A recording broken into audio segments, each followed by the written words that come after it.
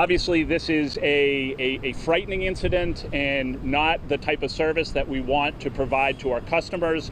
I want to offer my apology to the folks who were on that train who had to experience that. I also want to offer my apology to the folks who were inconvenienced by the diversion of service that we had to put in place following that incident. As the incident was occurring, the train was halted. The call went in to cut power to the train. That power was cut in under 2 minutes. There were approximately 200 individuals on the train. There was an evacuation initially led by the motor person on the train, but then by other T personnel who came to assist. There were a number of people who self-evacuated through several windows on the train. We believe there were 4 windows that were removed, and folks evacuated through that space. The scene was then stabilized and investigated. The train was brought into the Wellington Car House at approximately 8:10 a.m. and by 11 a.m. All the necessary inspections had been made to the right-of-way, and service was restored. I do want to provide a little bit of background on the incident train, which again is an Orange Line train, train 1251. It was part of a train set that started the day in Forest Hills, made one northbound trip, and had turned around and was in the process of making its first southbound trip when the incident occurred.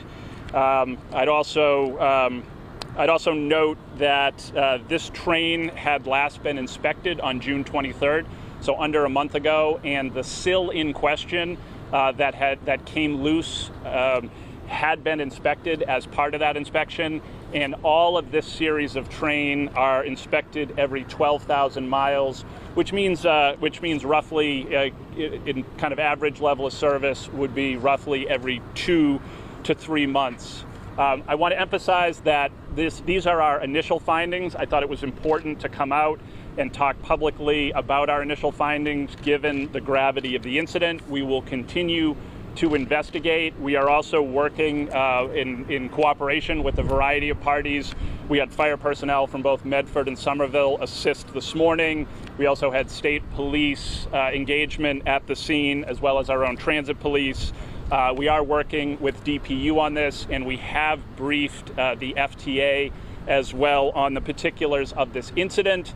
We also immediately dispatched teams into the field to inspect every other Orange Line vehicle, to check this sill. Every vehicle in service currently was inspected earlier today, and we're also inspecting vehicles, and I've not received any word that there was any other issue found. We're also inspecting the vehicles that are at the car house. I think obviously many of you have seen the visual images that have come from this.